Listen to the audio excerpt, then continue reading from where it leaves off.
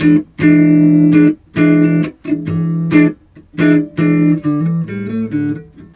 from India, Mr. Maher. If you're seeing this, I am so relieved.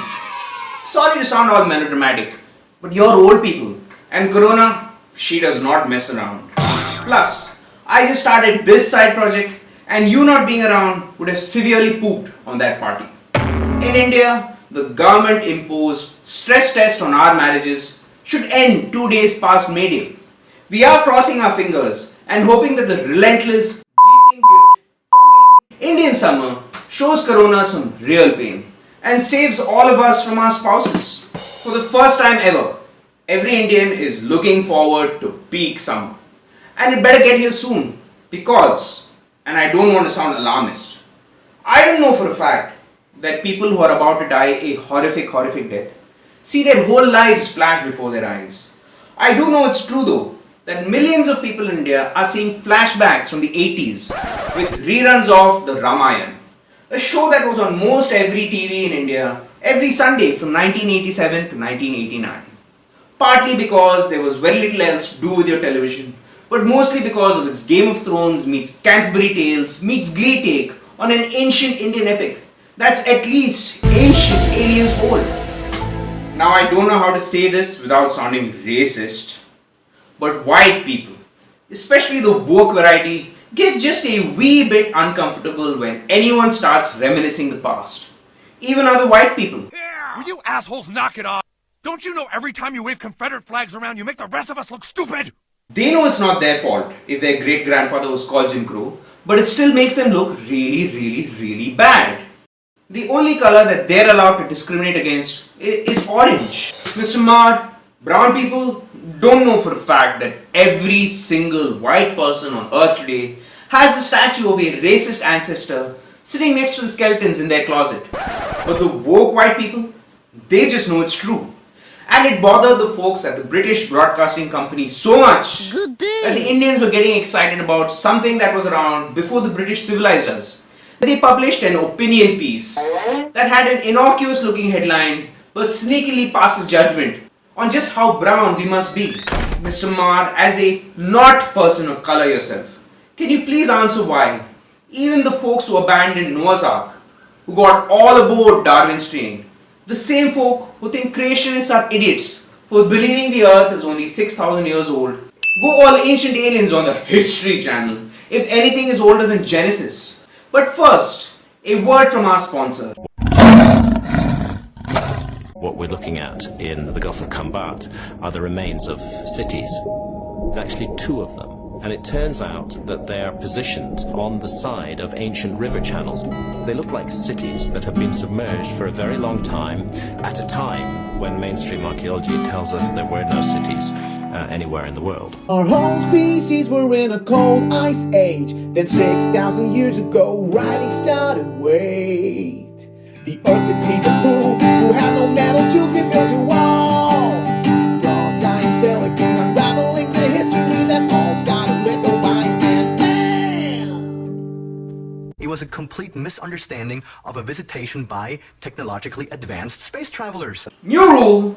The History Channel must stop calling its aliens ancient. The absence of written records clearly makes them undocumented aliens.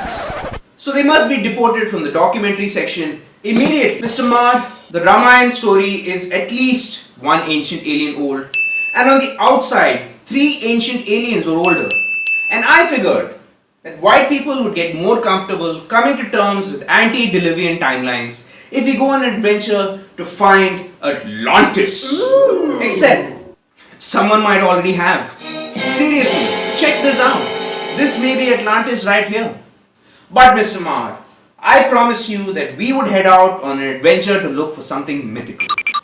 So let's look for a mythical creature that left liberals report sightings of every time they lose an election anywhere in the world. The far left has become the occult left now. And they have prophesied that if they find another Trump and sacrifice him at the altar of Marx, they may actually win another election again. Meanwhile, comrades must keep working on improved versions of Alec Baldwin's character so that they have something to sacrifice in case they never find another Trump. Mr. Maher, I invite you and your entire congregation of liberals, species and hippies on this adventure to look for the other Trump. In the key of Michel Gondry, in the key of Michel Gondry, in the key of Michel Gondry, in the key of Michel Gondry, in the key of Michel Gondry.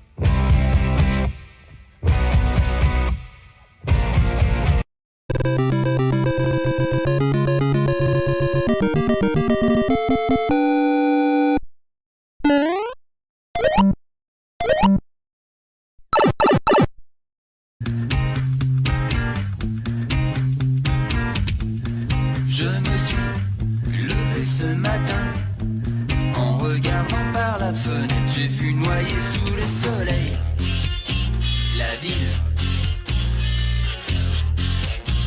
Ah, ah, ah, ah, ah.